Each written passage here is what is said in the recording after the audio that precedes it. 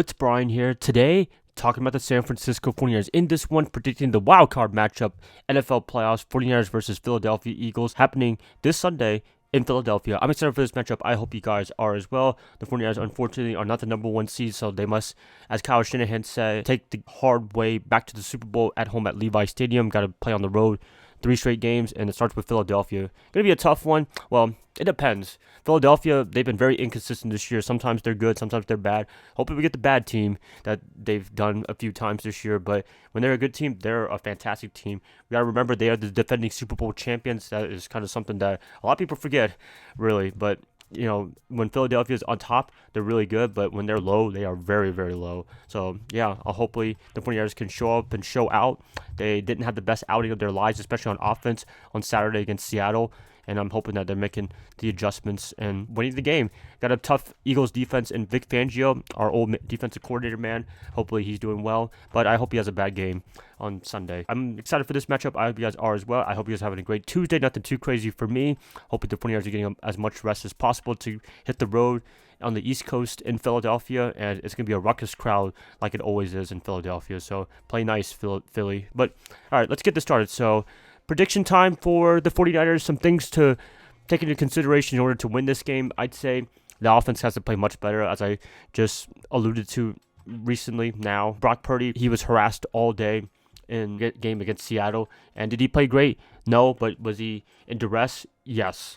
Christian McCaffrey, he was pretty much shut out in that game as well. It was just a bad day on offense. We were missing Trent Williams and Ricky Pearsall, and from all indications, they probably could have went, but Kyle said that if they played on a Sunday, it would have been a little bit better, but I feel like they're going to be almost 100% as much as possible for getting ready for this game on Sunday, and we need them as much as possible, especially Trent Williams. He's the guy that sets the tone, sets the edge. You know, don't get me wrong about Pleasance, his backup, but at the same time, Trent is just a veteran guy. He knows what he's doing. He's been doing this forever, and he just knows the offense, knows the run blocking scheme, getting McCaffrey a lot of opportunities, giving Purdy a lot of opportunities as well. We need him badly. Ricky Pearsall, we're also missing him too. But, you know, he's been very inconsistent in terms of his health. He's been in and out of lineup. It feels like he's playing one game, off one game, playing one game.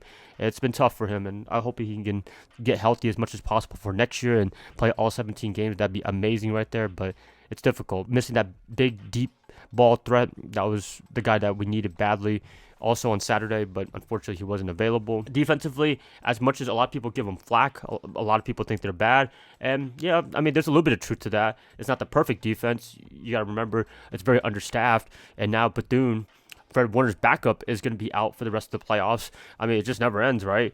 So we got Nick Martin, I believe, and Eric Kendricks. Those guys, hopefully they can fill their shoes really well. It's going to be very tough because they're going to be leading the team on defense. And do I believe in them? Yeah, I do. Robert Saleh can make any guy look pretty darn good for what abilities that they have. I always think that he does a good job on coaching the players. Chris Kosarek, the defensive line coach, he does a great job as well. I'm hoping that they can make Jalen Hurts' life a little bit harder. I don't know, but we haven't been able to get any pass rush for the second half of the year. I mean, we did earlier in the year. We had Bosa, Fred Warner, all those guys, but since they've been out, it's been very little to non-existent. I wish that was the thing that the 49ers could get better on, but it's just difficult. I hope you guys can understand that it's not easy, especially when you're down a lot of guys. There just comes a point where you're going to run out of players, essentially, to hold the fort and do a good job on getting to the quarterback for the defense. But do I have faith in them? Yes, I do. Jalen Hurts is a running quarterback, so he can make stuff happen. Hopefully the 49ers are prepared for that.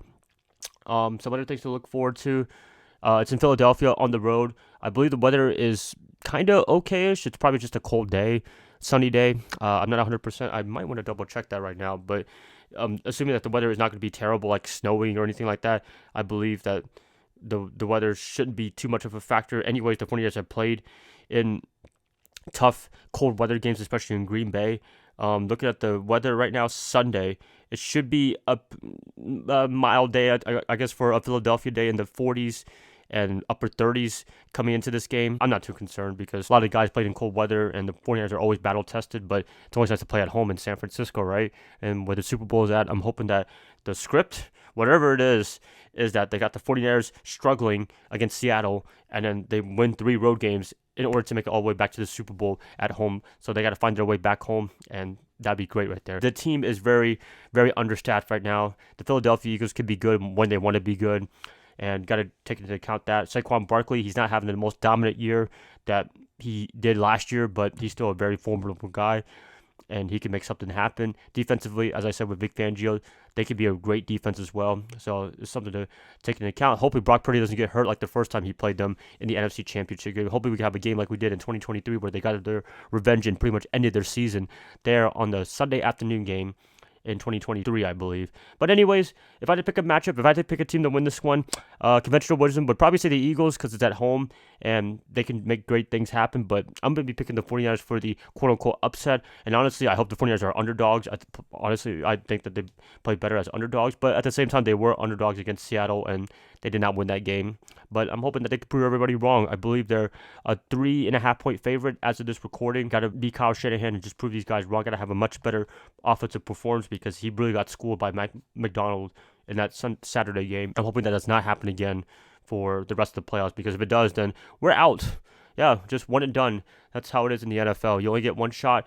If you win it, that's great. Move on. But if you lose, then you're out forever. It's not like basketball or hockey or baseball where you have multiple chances. This is the only one chance you get, and you better have a good day on that. So yeah, that's pretty much it, you guys. Please let me know what you guys think about this game. Who do you have winning this one? Do you have the 49ers? Do you have the Eagles proceeding to the divisional round? Let me know in the comments below. I hope you guys enjoyed this video. Love you guys as always, and I hope to catch you guys up more this week when I talk more about the 49ers. Love you guys as always. Bye, guys, and you guys have a good one. Go Niners all day.